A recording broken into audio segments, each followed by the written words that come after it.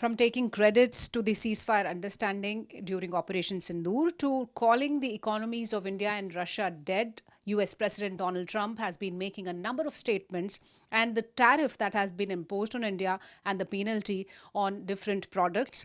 Will it have an impact on defense? To talk more about this, I have with me Major General DC Katoch, who's going to tell us that is the statement coming from Donald Trump is going to have some impact on India and United States defense deals. Sir, very warm welcome on India Today. Thank you. So, first question is, how do you see this kind of statement, the commentary that's coming in from Donald Trump? No, firstly, I think it is very distressing for the President of the United States, who's a very responsible person, to make such remarks. Over the last decade plus, we've really a lot of effort has been taken to improve ties between India and the United States, and they have progressed to a tremendous extent, regardless of what else was happening in the world. And I think such statements, which the president of the U.S. makes, don't, it doesn't do any good to the relationship. Now, we just go back a little bit. When he made it very clear that it was he who got a ceasefire done between India and Pakistan. Now, listen, everybody knows that he was nowhere in the picture. Our Prime Minister didn't speak to him.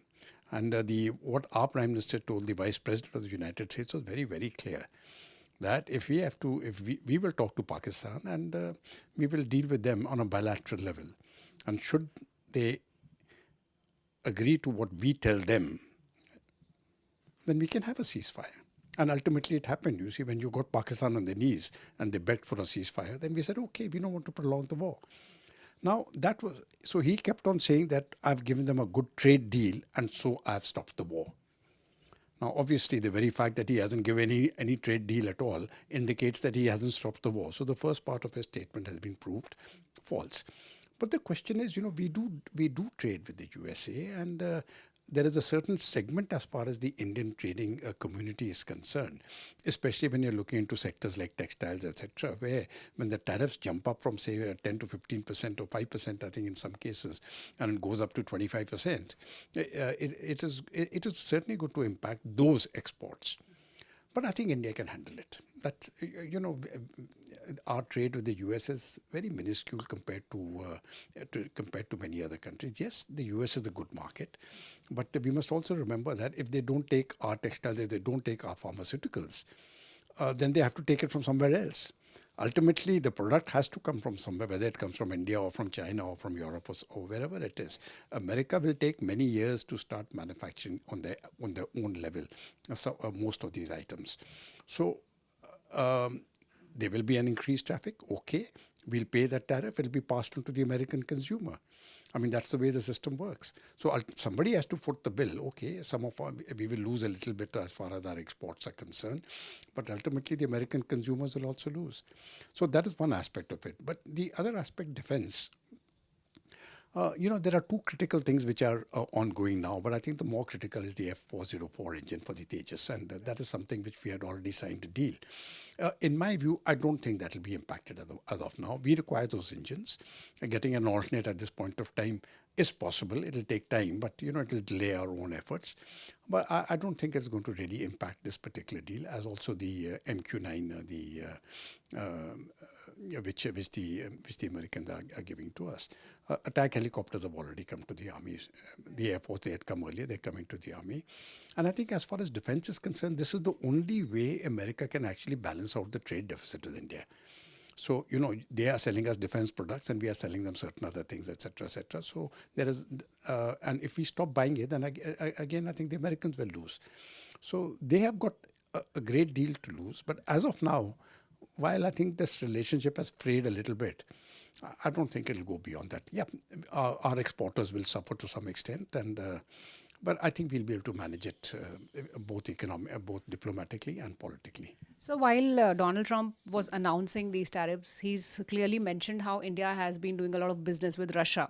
So that is also an issue with the United States. But how does it impact India-Russia defense ties? Because we've been buying a lot of Russian stuff, be it the S-400 or other submarines and maritime deals.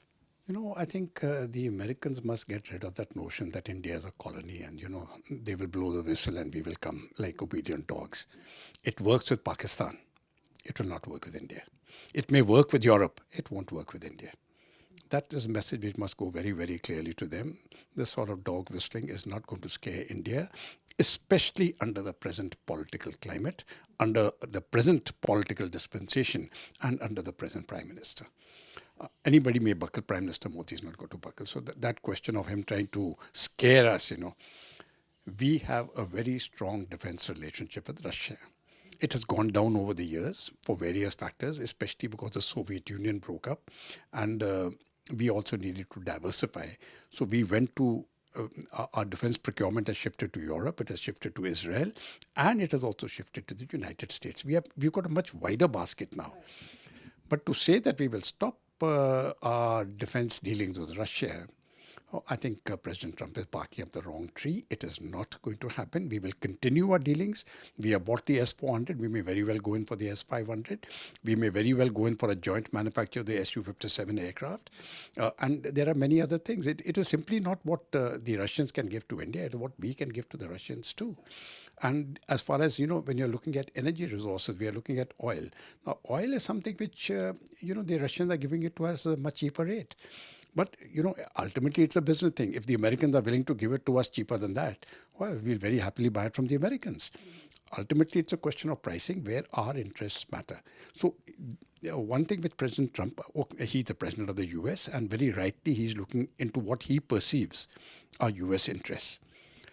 India will do what we perceive in our interests. Gone is that old India where, when you go back into the 60s and 70s, and you were actually, the political establishment of that time was constrained. We were poor. We were importing wheat. We couldn't even, fulfill our own people's needs. At that time, it was much easier to pressurize the government. India's a different India now. So final question is about Pakistan rejoicing the moment. Pakistan seems to get close to United States, and PM Shehbaz Sharif has been giving out some messages and thanking Donald Trump for getting in that deal with Pakistan. How do you see US, Pakistan getting closer as an impact to India? I would like to put the US-Pakistan relationship in the way I perceive it. It is never a relationship of friends or equals. The Americans will do in Pakistan, or they will pander to Pakistan so long as it suits their interests. And the day they find Pakistan is not useful to them, they'll throw them away.